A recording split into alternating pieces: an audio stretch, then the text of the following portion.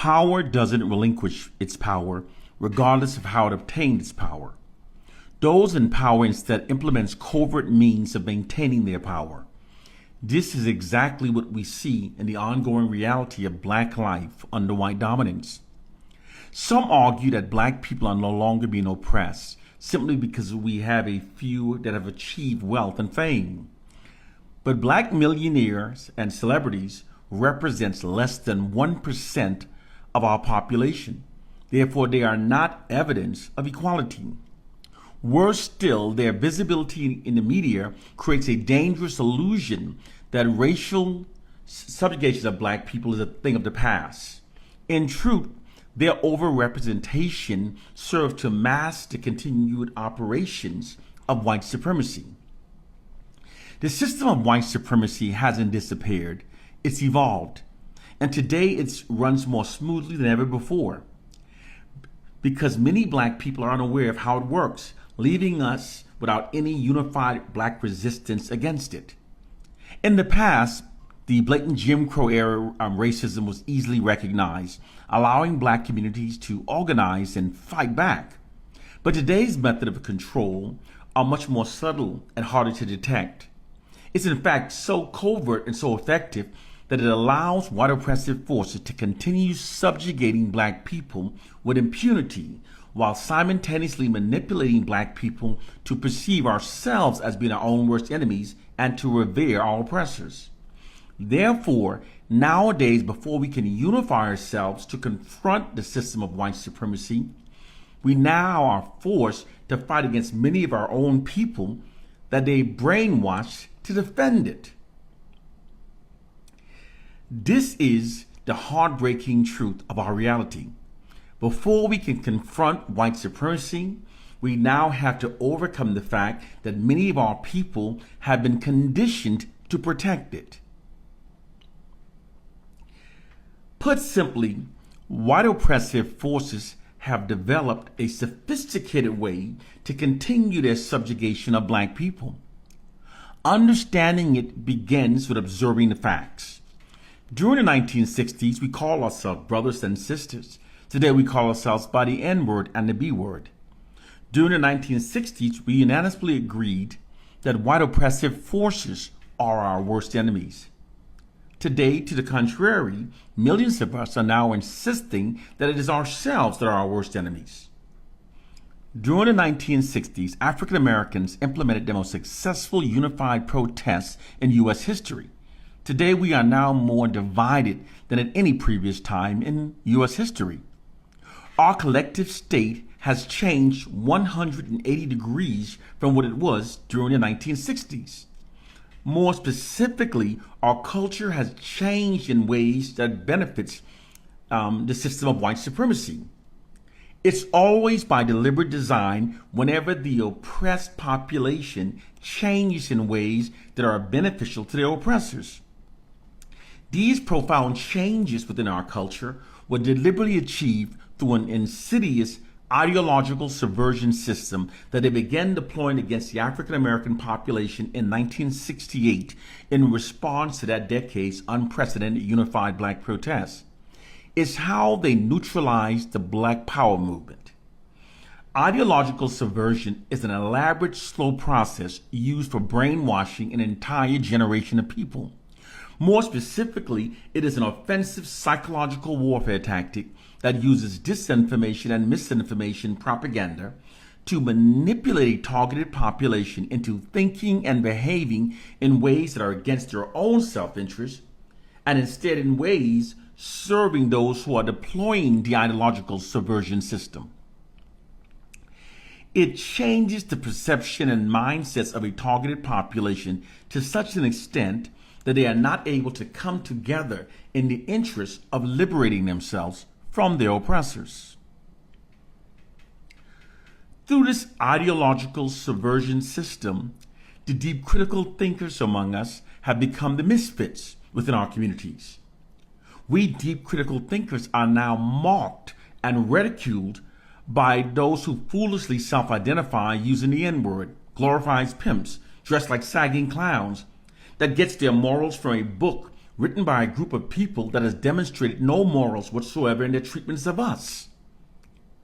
And the group that actually believes that a Bible brutally beaten into submission within the blood-soaked minds of our enslaved ancestors will now ridiculously set us free. They literally believe that the Bible forced upon us by our enslavers will now release us from the descendants of those enslavers. All of these beliefs are absurdly ridiculous, but they are practiced by millions of our people that have normalized all of these ridiculous beliefs. Millions of our people have been brainwashed to think in ways that are against our own self-interest and that instead serves and protects the system of white supremacy. This is all possible because regardless of how intelligent people are, if it's possible to control the information that they receive, it's entirely possible to control what they'll believe. Because the white society controls the information that black people have been conditioned to blindly believe, they've weaponized this scenario against the black population through fraudulent propaganda campaigns that shapes our beliefs and mindsets in ways that protect the system of white supremacy. Because they've conditioned us to value being holy rather than being critical thinkers, we are therefore easy victims of their mental enslaving tactics. Case, point, and proof. It's not uncommon to hear black people constantly making negative generalizations about our entire race. But here's the hidden reality. Those black people who does that knows absolutely nothing negative about our racial group that didn't come exclusively from white sources. From white sources who maintain their control and dominance over us by keeping us believing the fraudulent worst narratives about ourselves. Because when the oppressed are divided, made self-loathing, we are much more easier to control and subjugate. Those black people who insist that they've confirmed their negative assessments based upon their own individual experiences are in fact delusional. Because it's not humanly possible to accurately assess the collective state of millions of people based upon anyone's individual experiences. It's not humanly possible. The reason why many black people think that they've confirmed those negative assessments, although they have in fact not, is because once a false belief has been successfully embedded into the human mind, the person will then only notice those incidents that appears to confirm the false embedded belief and will become psychologically blinded from noticing the greater amount of evidence refuting the embedded belief. And then based upon this blindness, this psychological blindness, he or she will insist that they confirmed it for themselves, that the belief is true, although it is in fact not. It's what's called the illusory truth effect or the illusionary truth effect. While we studied our Bibles, believing that it contained the true words of God that will protect us, white oppressive forces studied instead how to hijack and imprison the group minds of targeted populations through their monopoly over information that the targeted population receives. They then exploited that gained knowledge to create an elaborate prison for the minds of black people. And those of us who don't critically think never notices our mental chains. And the profound tragedy of the situation is that whenever those of us who knows the truth try teaching it to the black masses, the mentally enslaved ones tells us to be quiet and to just keep reading our Bibles. It's how the mentally enslaved ones have been brainwashed to function as wardens of their own mental prisons. To overcome this system, we must elevate our minds above a biblical fairy tale and a silly slave syndrome myth. And we must learn these modern tactics that are being used for maintaining white dominance over black people. Only then we can then build the proper strategies that are necessary to liberate us. If you are walking around believing that we are controlled by Willie Lynch and the Bible's going to save us, you are among the ignorant mentally enslaved. When people are ignorant mentally enslaved, they'll always believe nonsense. It has now been more than 400 years since the first enslaved Africans were brought to America. If you're walking around still believing those idiotic beliefs, you should be a damn ashamed of yourself. It's time to wake up and learn that they're using social sciences. They're using what's called information warfare because information affects our behaviors, how we think, and the white man deploys information warfare against us.